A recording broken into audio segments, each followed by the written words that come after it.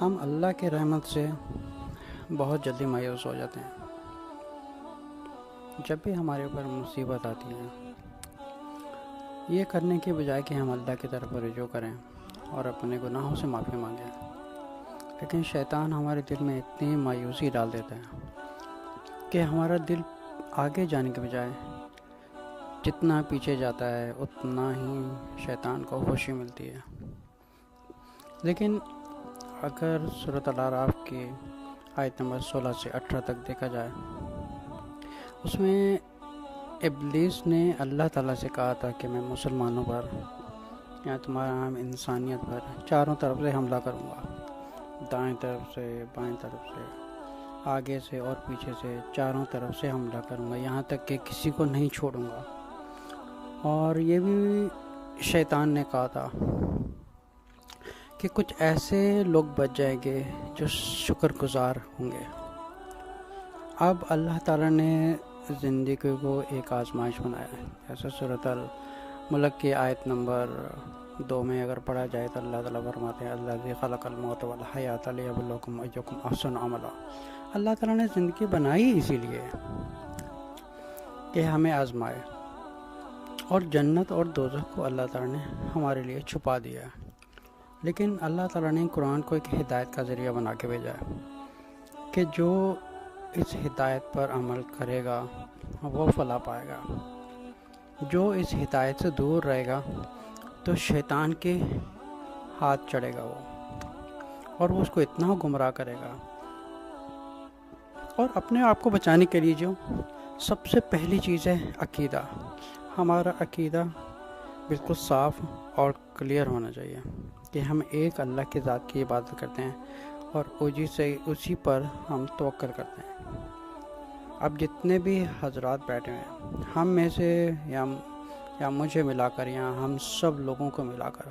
ہم میں سے کوئی بھی ایسا نہیں ہے جو گنہگار نہیں ہے۔ فرق صرف اتنا ہے، ہم میں سے کچھ زیادہ گناہ گار ہیں اور کچھ کم گناہ گار ہیں۔ تو جتنا ہم اللہ کی طرف رجوع کرتے ہیں اتنا ہی ایک شیطان کی طاقت کم ہوتی ہے۔ اب جب شیطان نے یہ کہا تھا کہ میں چاروں طرف سے انسانوں پر حملہ کروں گا، تو اس کے بدلے میں ایک اللہ تعالیٰ نے ایک ایسا دروازہ ہمارے لیے کھول کے رکھا کہ اللہ تعالیٰ نے ہماری انسانیت کے لیے کتنی آسانی پیدا کر دی ہے کہ چاہے انسان کتنا بڑے سے بڑا گناہ کر دے، لیکن وہ صرف ایک دروازہ ہے، وہ ہے توبہ کا اور اللہ سے رجوع کرنے کا اور واپس پلٹنے کا اور استغفار کا، اور اپنے گناہ سے سچے دل سے ایک گلٹی فیل ہونے کا۔ اگر سورۃ زمر کی آیت نمبر 53 میں پڑھا جائے تو اللہ تعالیٰ اپنے رسول صلی اللہ علیہ وسلم سے فرما رہے ہیں کہ جا کے ان لوگوں سے کہہ دو۔ اچھا، کن لوگوں سے کہہ رہے ہیں؟ دیکھو کتنا خوبصورتی سے اللہ تعالیٰ بیان کر رہے ہیں۔ اللہ تعالیٰ نے کل یا عبادی،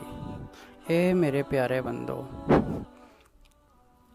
الذین اسرفوا علی انفسہم لا تقنطوا من رحمت اللہ ان اللہ یغفر الذنوب جميعا انہ هو الغفور الرحیم۔ کتنے خوبصورتی اللہ تعالیٰ فرما رہے ہیں۔ اللہ تعالیٰ ان لوگوں کو پکار رہے ہیں جو گناہوں میں ایک حد سے گزر، چاہے وہ شرابی ہو یا زانی ہو یا وہ سود کھانے والا ہو، کس حد تک اس نے، یہاں تک کہ کتنے سینکڑوں قتل بھی کیے ہوئے ہیں۔ اللہ تعالیٰ کتنے کریم ذات ہے ہماری ذات کے اوپر کہ ہم ایک سچے دل سے اگر توبہ کریں تو اللہ تعالیٰ غفور الرحیم ہے، معاف کرنے والے ہیں۔ اگر ہم اپنے کرموں کو دیکھیں، اگر اس بات پہ غور کیا جائے کہ اللہ تعالیٰ نے 7 دروازے جو ہیں وہ دوزخ کے رکھے ہیں، لیکن اللہ تعالیٰ کی ذات نے 8 دروازے جنت کے کیوں رکھے ہیں؟ اگر سمجھے کہ 7 گناہ اور 7 اچھے کرم مل جائے تو ہمارے جو لیول ہے ہمارے کرموں کے وہ برابر ہو جائے،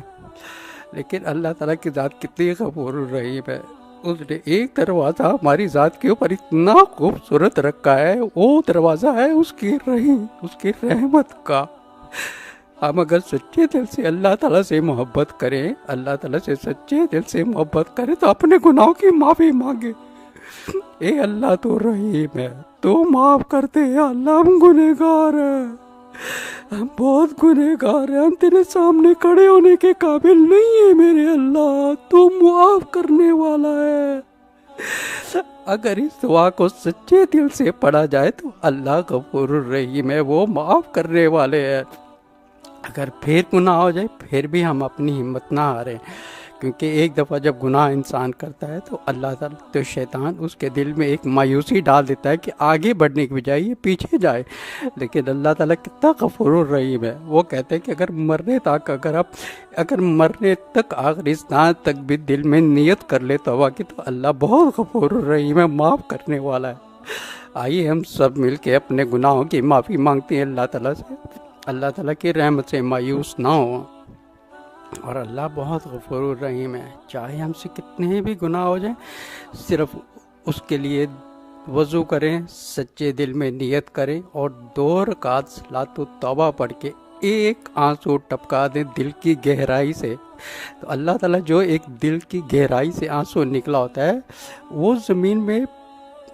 ایک لگنے سے پہلے ہی اللہ تعالیٰ اس کے سارے گناہوں کو بخش دیتے ہیں، پھر ہم اپنی نئی زندگی سے اپنی ایک نئی شروعات کر سکتے ہیں۔